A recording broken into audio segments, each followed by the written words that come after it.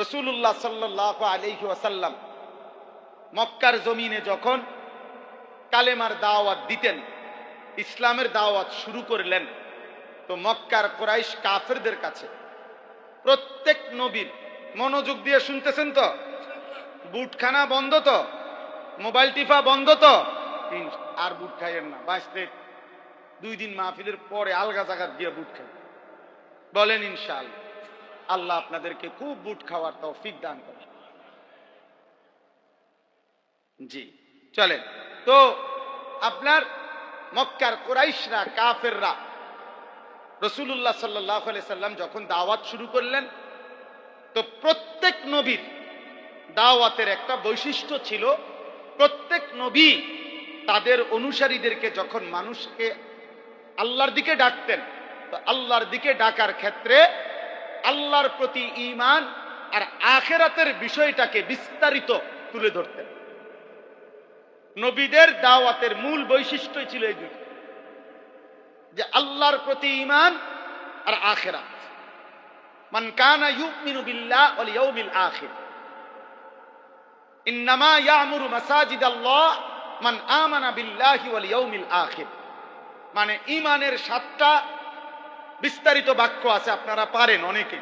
আমানতু বিল্লাহ ওয়া মালাইকাতিহি ওয়া কুতুবিহি ওয়া রুসুলিহি ওয়াল ইয়াউমিল আখির ওয়াল কদরি খাইরিহি ওয়া শাররিহি মিনাল্লাহি তাআলা ওয়াল বা'সি বা'দাল মাউত। কয়টা হলো? 7টা। এই 7টা হলো ঈমানের মৌলিক কথা। এই 7টাকেও যদি আরো ছোট করা হয়, মানে সংক্ষেপ করা হয়, কম কথায় বলা হয় যে ঈমান সংক্ষেপে বলেন কি, তাহলে সংক্ষেপে ঈমান হলো 2 জিনিস। এক হলো আল্লাহর প্রতি ঈমান, 2 আখিরাতের প্রতি ঈমান। এই 2 কথা হলো বেসিক, এই 2 কথা হলো মূল ফাউন্ডেশন, মূল ভিত্তি। ওই যে ওই বুট খায়, ওই চুল্লাহে হাসে, ভাল লাগছে না ভাইয়া আমার কওনে? ওর কাছে ভাল লাগছে যে আরে সবাই দেখলো। জি, মুসলমানের সন্তান একবার হলো ভাইও, মুসলমানের সন্তান যে বেঈমানদের মতো চুল রাখো, সে বেঈমান কোনোদিনও স্বপ্নেও তোমার জন্য কোনোদিন কল্যাণ কামনা করে না। ইহুদি কোনোদিন তোমার জন্য ভাবে না, খ্রিস্টান তোমার জন্য ভাবে না, মুশরিক বেঈমান তোমার জন্য ভাবে না, পৃথিবীর কোন ফুটবল খেলোয়াড় তোমাকে নিয়ে ভাবে না, পৃথিবীর কোন সিনেমার নর্তকী তোমাকে নিয়ে ভাবে না, মোবাইলের কোন নর্তকী তোমাকে নিয়ে ভাবে না। অতএব তোমাকে নিয়ে ভেবেছেন যিনি, তোমাকে নিয়ে কেঁদেছেন যিনি, তোমার আখিরাতের মুক্তি চেয়েছেন যিনি, তোমার জন্য রাত্র দিন চোখের পানি ফেলছেন যিনি, তোমার জন্য সারা রাত চোখের পানি ফেলে কেঁদেছেন যিনি, তিনি মদিনার বন্ধু রাসূলুল্লাহ সাল্লাল্লাহু আলাইহি ওয়াসাল্লাম। তাকে কেমনে ছেড়ে দিলা? তাকে কেমনে ছেড়ে দিলা? 10 বছরও একবারও কোনোদিন জিজ্ঞাসা করলা না যে আমার রাসূল সাল্লাল্লাহু আলাইহি ওয়াসাল্লাম কেমনে চুল রাখতেন?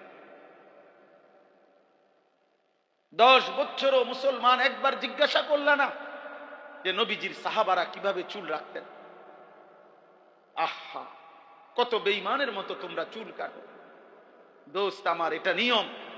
কোন মানুষের দিলের হালাত তার বাহ্যিক আকৃতি, চেহারা দেখে বোঝা যায়। মানুষ চেহারার দিকে তাকাইয়াই বলে ভাই আপনার কি মন খারাপ? যদি মন খারাপ হয় সেটা দিলে, কিন্তু চেহারায় প্রকাশ পায়। এজন্য বলে ভাই আপনি তো খুব ফুর্তিতে আছেন মনে হয়। মনে খুব ফুর্তি নাকি? চেহারার মধ্যেই প্রকাশ পায় অন্তরের ফুর্তি। ঠিক তেমনি ভাবে চেহারার এই আকৃতি, খোদার কসম, এটা প্রমাণ করে তোমার হৃদয়ের হালাত। অতএব চুল যার বেঈমানের মতো, চেহারা যার মুশরিকের মতো, চলাফেরা যার বেঈমানের মতো, তো তোমার কলিজার ভিতরে আল্লাহ এবং তার রাসূল আছে নাকি ইহুদি আর খ্রিস্টান বেঈমান আছে, এ কথা স্পষ্ট স্পষ্ট।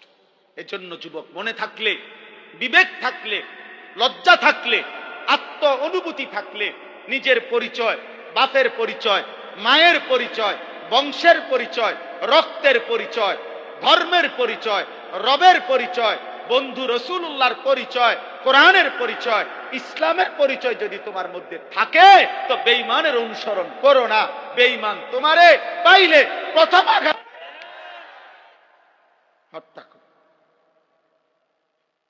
তুমি শুধু বইলো যে আমি শুধু পরিচয়ে মুসলমান, কিন্তু আমার চুল, চেহারা, লেবাস, পোশাক আপনাদের মতো 30 বছর ধরে কোনোদিন আমি মুসলমানের লেবাস পোশাকে ধারি নাই। এরপরেও আল্লাহর কসম, কাফের বেঈমান সুযোগ পাইলে হাতে তোমারে উড়াইয়া ফেলবে, উড়াইয়া। এজন্য মুসলমানের যুবক বুঝতে শেখো আব্বা, বুঝতে শেখো বাপ, বুঝতে শেখো। এত অল্প বয়সে তোমরা মোবাইলে এত বেশি আসক্ত হয়ে পড়লা। নারী, ছবি, অস্থির দৃশ্য, উলঙ্গ নাচ গান, জিনা ব্যভিচারের দৃশ্য, রাত দিন মোবাইলে আসক্ত। হায় বাপ, পৃথিবীতে তুমি কিছু করবা না? আখিরাতের জন্য কিছুই করবা না? আগামী দুনিয়া তাইলে চলতে হবে না রে বাপ। আগামীর পৃথিবী 60 বছর হায়াত, 40 বছর হায়াত, আগামীর সংসার, বিবাহিত জীবন, এই সব কিছু এই মোবাইল টিপতে টিপতে পার হবে, এই নারী দেখে দেখেই শেষ হবে। সারা পৃথিবীর মুসলিম মুসলমান যারা আহাজারি করছে, আল্লাহর পাকের ইজ্জত নিয়ে যারা কটূক্তি করে, রাসূলুল্লাহ সাল্লাল্লাহু আলাইহি সাল্লামের সম্মান নিয়ে যারা কটূক্তি করে, তাদের মোকাবেলায় তুমি মুমিন কিছু বলবা না? তুমি ইমানদার যুবক গর্জন করবা না? তো তুমি তো নারী দেখো, ছবি দেখো, উলঙ্গ নাচি দেখো। 365 দিনে কেউ তোমারে কোনোদিন ফজরের মসজিদে দেখে নাই। তুমি আল্লাহর জন্য জীবন দিবা কেমন? তুমি নবীর ভালোবাসায় জান দিবা কেমনে? বা ভোরের পাখি তো কোনোদিন তোমাকে দেখে নাই, সকালের আলো তো কোনোদিন দেখে নাই। আল্লাহ আমাদেরকে বিবেক দান করে। তাহলে এই মক্কার কুরাইশরা প্রত্যেক নবী তাদের দাওয়াত দিতে যখনই বলতেন আখিরাত, তো সব বেঈমান এক নীতি, সমস্ত মুশরিক বেঈমান, সর্বযুগের পাপী নাফরমান ব্যক্তিদের একটাই অভ্যাস, তারা আখিরাতকে কোনোভাবেই মানতে চাইত না। এই জন্য আমাদের নবীর জামানাতেও মক্কার কাফেররা যখনই নবীজি আখিরাতের কথা বলতেন, তখনই তারা ভিন্ন ভিন্ন পাল্টা যুক্তি দেখাইত। বলতো মুহাম্মদ হবে না, কবর থেকে কাউকে আবার হাসরের মাঠে নেওয়া, উঠানো, হাসরের মাঠ কায়েম করার জন্য আমাদেরকে আবার উঠাবে, এইটার কোনো সিস্টেমে হইতে পারে না, এটা যুক্তি ধরে না। নাউজুবিল্লাহ। কেন? এ তারা বলতো ওয়াকালু আইদা দালালনা ফিল আরদ আইন্না লাফি খালকিন জাদীদ। আরো আয়াত আছে বাকি, এটা হলো আমি যেটা পড়ছি। আল্লাহ বলেন এই বেঈমানরা বলতেছে বন্ধু আপনার সামনে কি, যে হে মুহাম্মদ, আমরা যখন মৃত্যুবরণ করে কবরের সাথে মিশে যাব, মাটির সাথে হারিয়ে যাব, আইন্না লাফি খালকিন জাদীদ, আমাদেরকে কি পুনরায় আবার নতুন করে সৃষ্টি করে কবর থেকে পুনরায় হাসরের ময়দানে উঠাবে? এটা কিভাবে সম্ভব? পাবে কই? মনে করেন এখানে 500 বছর আগে কবর ছিল, কথার কথা, এখন 500 বছর পরে হতে পারে এখন এখানে কবর তো দূরে থাক, মাটিও নাই, সাগর, এটা খাল হয়ে গেছে মনে করেন। তাহলে এখন এই লাশ কই, আড্ডি কই, গোশত কই, চর্বি কই, চামড়া কই? মাটিই তো নাই। এমন হইতে পারে না? এমন হইছে না? তো তাইলে কই থেকে আনবো? কই থেকে আনবে? এইভাবে তারা আপনার প্রতিনিয়ত নবী সাল্লাল্লাহু আলাইহি সাল্লামের সামনে যুক্তি দেখাই, যুক্তি দেখাই। বলতো না মুহাম্মদ যত কথাই বলো আখিরাত হবে না, কবর থেকে পাবে কেমনে? আইদা মিতনা ওয়া কুননা তুরাবান ওয়া ইজামান, আমরা মরে যাব, মাটি হয়ে যাব, হাড্ডি মাড্ডি মিশে যাবে, আবার কেমনে ফিরাবে? হাদা শাইউন আজীব, কোরআনে আছে। কাফেররা বলতো মুহাম্মদ এটা আশ্চর্য কথা, এটা হবে কিভাবে, কিভাবে সম্ভব? এটা কোনোভাবেই সম্ভব না। নাউজুবিল্লাহ। এখানে আল্লাহ তাআলা জবাব দিবেন। প্রথম জবাব, বাল হুম বিলিকাই রাব্বিহিম কাফিরুন।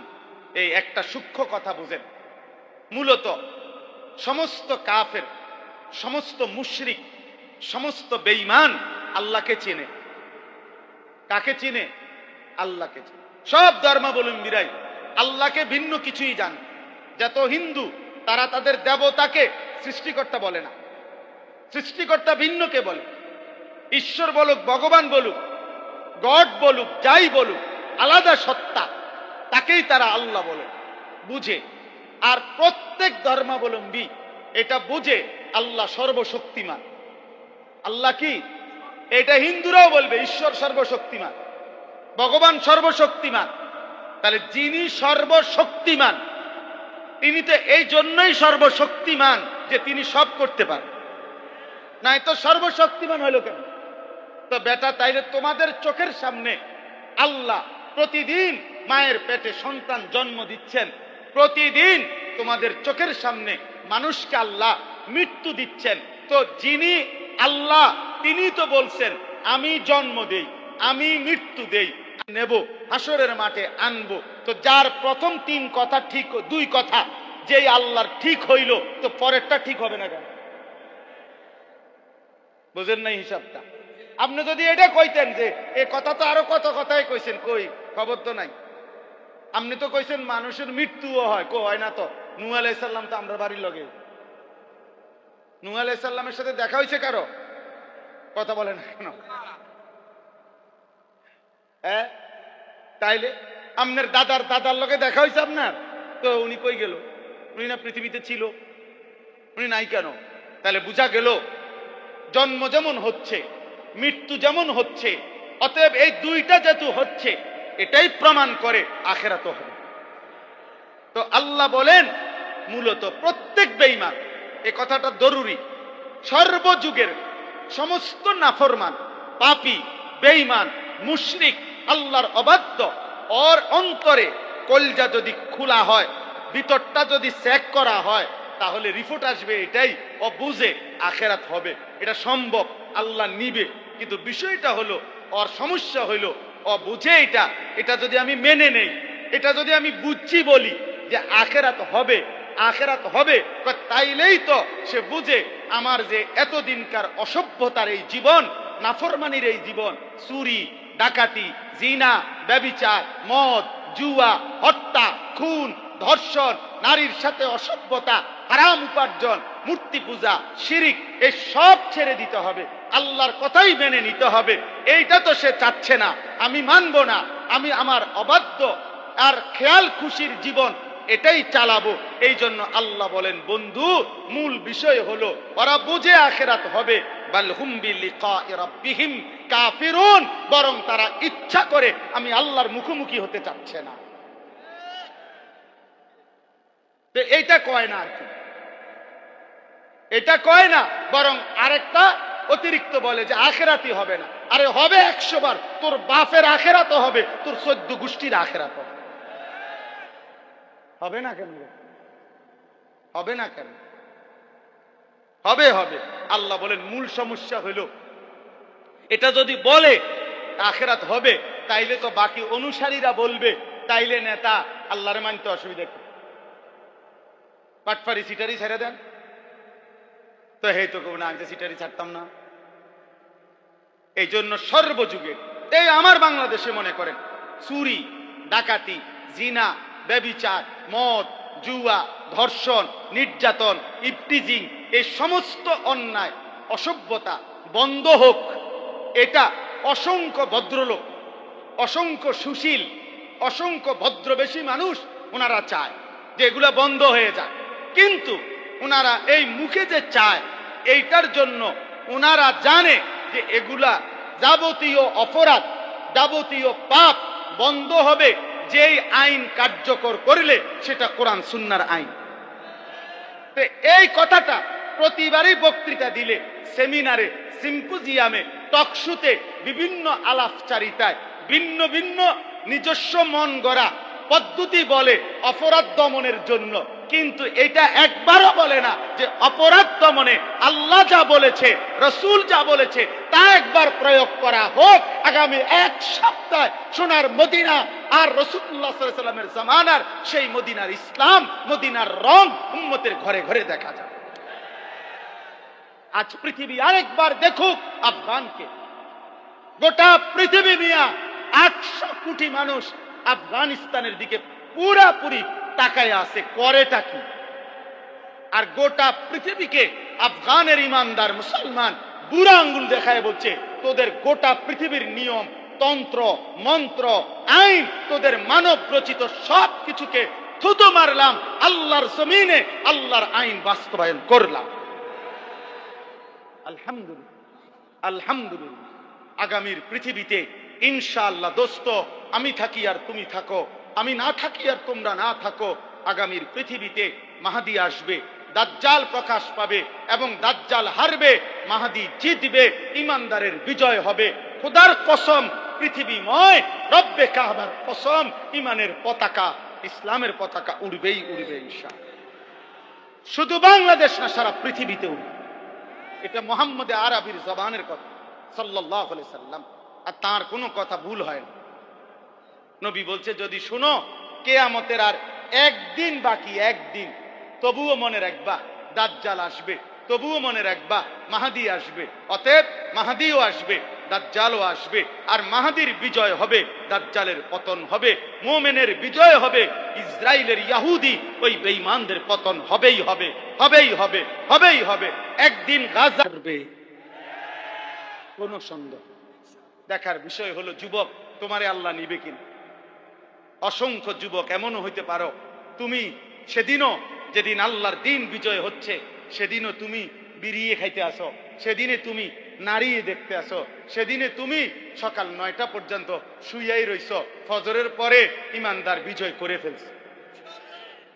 হ্যাঁ হ্যাঁ, খোদার কসম, ফজরের মুসল্লি যারা মাহদীর সৈনিক তারা, ফজরের মুসল্লি যারা দাজ্জালের বিরুদ্ধে লড়বে তারা, ফজরের মুসল্লি যারা পৃথিবীময় ইমানের পতাকা উড়াবে তারা। তুমি 9টা বাজে উঠতে দেখবা ইমানের কাফেলা কোম্পানিগঞ্জ পার হইয়া, এখন আশা করা যায় ফেনী পার হইয়া গেছে। আপনি আর দৌড় দিয়েও পারতেন। আল্লাহ আমাদের প্রত্যেককে ঈমান দান করেন, তাকওয়া দান করেন। আল্লাহ এবার জবাব দিচ্ছেন। এই 2 মিনিট এবার তরজমা বলেই আমি আমার কথা শেষ করছি। আল্লাহ বলেন কুল ইয়াতাওয়াফাকুম মালাকুল মাউতিল্লাযী বুক্খিলা বিকুম সুম্মা ইলা রাব্বিকুম তুরজাউন। দোস্ত, এই তরজমাটুকু শুনেন শুধু। আল্লাহ বলেন, হে নবী আপনি বলে দেন, নিশ্চয়ই তোমাদের প্রত্যেককে আমি আল্লাহর পক্ষ থেকে নির্ধারণ করা আজরাইল মালাকুল মউত মৃত্যু ঘটাবেন। তোমরা মানো বা না মানো, মৃত্যু তোমাদের আসবেই, আজরাইল তোমাদের কাছে আসবেই। সুম্মা ইলা রাব্বিকুম তুরজাউন, অতঃপর তোমাদের সকলকে আমি আল্লাহর সামনে হাসরের ময়দানে একত্র করা হবে, ফেরত আনা হবে। আল্লাহ বলেন, এই 2 কথা মানো বা না মানো, তোমরা লুকোচুরি করো আর কৌশল করো আর 900 বলো আর যাই করো, মৃত্যুও হবে, হাসরও হবে। কি কি হবে বলেন? হ্যাঁ বলেন, বলেন কি হবে? আর কি হবে? আবার বলেন কি কি হবে? মৃত্যুও হবে, আখিরাতও হবে। হবে তো বাবা? হবে তো যুবক? হবে, হবে, হবে। ওয়েট, ওয়েট, অপেক্ষা করো, হবে। দেখো নারী, দেখো উলঙ্গ ছবি, দেখো, এক ওয়াক্ত সেজদা দাও না, এরপরে বেশি কি ভোগ করতেছো? বাতে তো খাও, আর কিটা? হ্যাঁ বনরুডি, আর কি দুনিয়া কি বেশি ভোগ করলা? পেশাব পায়খানা, ভাত তরকারি, ঘুম আর লজ্জাস্থানের চাহিদা পূরণ। এই নাফরমান, এতটুকু চাহিদা, জীবন যদি হয় ভাত, জীবন যদি হয় খাবার, আর পেশাব পায়খানা আর ঘুম আর লজ্জাস্থানের চাহিদা পূরণ, খোদার কসম এটুকু চাহিদা কুত্তারও পূরণ হয়। কুত্তার কুত্তার কুত্তার কুত্তাও খায়, কুত্তাও ঘুমায়, কুত্তাও পেশাব পায়খানা করে, কুত্তারও লজ্জাস্থানের চাহিদা পূরণ হয়, নয়তো কুকুরের বাচ্চা হয় কেন? অতএব জীবন মানে এতটুকু না রে আব্বা। জীবন মানে গোলামি, জীবন মানে সেজদা, জীবন মানে মালিক চিনা, জীবন মানে মদিনার বন্ধু চিনা, জীবন মানে কোরআন বুকে ধরা, জীবন মানে আল্লাহকে সঙ্গী বানানো। ওয়ালাউ তারা ইদিল মুজরিমুনা নাকিসু রুউসিহিম ইনদা রাব্বিহিম। আল্লাহ এবার হাসরের ময়দানের চিত্র তুলে ধরছে। আল্লাহ বলে, বন্ধু আপনাকে বলে রাখি, আপনি সেদিন দেখবেন সমস্ত পাপী, নাফরমান, মুশরিক, বেঈমান হাসরের দিন, আখিরাতের দিন আমি আল্লাহর সামনে দাঁড়িয়ে থাকবে, মাথাটা নুয়ে, লজ্জায়, অপমানে, আপনার বেইজ্জতিতে মাথা নুয়ে থাকবে। রব্বানা আবসারনা ওয়া সামি'না ফারজি'না না'মাল সালিহান ইন্না মুকিনুন। প্রত্যেক পাপী আল্লাহর সামনে মাথা নুয়ে হাসরের ময়দানে বলবে, আল্লাহ আজ গোটা হাসরের মাঠ আমি নিজ চোখে দেখলাম, আমার নিজ কানে সব কথা শুনলাম, আজ আমি আখিরাত বিশ্বাস করছি পুরাপুরি। অতএব এই হাসরের মাঠ থেকে আমারে আরেকবার দুনিয়ায় পাঠান, এবার গেলে আমি নেক আমল করব। মাশাআল্লাহ, আলাপ দেখছেন নি? আলাপের ডংটা বুঝছেন না? তারে কি ফিটাটা ফিটন দরকার, তার আলাপ কি এখন যাবে নেক আমল করার জন্য। ওয়ালাউ শি'না লাআতাইনা কুল্লা নাফসিন হুদাহা। আল্লাহ বলে, হায় নাফরমান, আমি তো চাইলে দুনিয়াতেই আমি আল্লাহ তোকে বাধ্য করেই আমার বন্দিগি করাইতে পারতাম। পারতো? কথা বলে না, পারতো? আমাদের এই সকলকে 5 ওয়াক্ত নামাজ পড়াইতে বাধ্য কইরা আল্লাহর পক্ষে সম্ভব? আল্লাহ এটা পারবে তো? কিন্তু যদি এটা আল্লাহ বাধ্য করাইয়াই করে তো পুরস্কার কিসের? কথা বলে না তো, আর বিচার কি তো, আর জান্নাত জাহান্নাম কি? অতএব আল্লাহ বলেন, ওয়ালাকিন হাক্কাল কওলু মিন্নি লাআমলা আন্না জাহান্নামা মিনাল জিন্নাতি ওয়ান নাসি আজমাইন। অতএব আমি আল্লাহর চূড়ান্ত ফয়সালা আজকে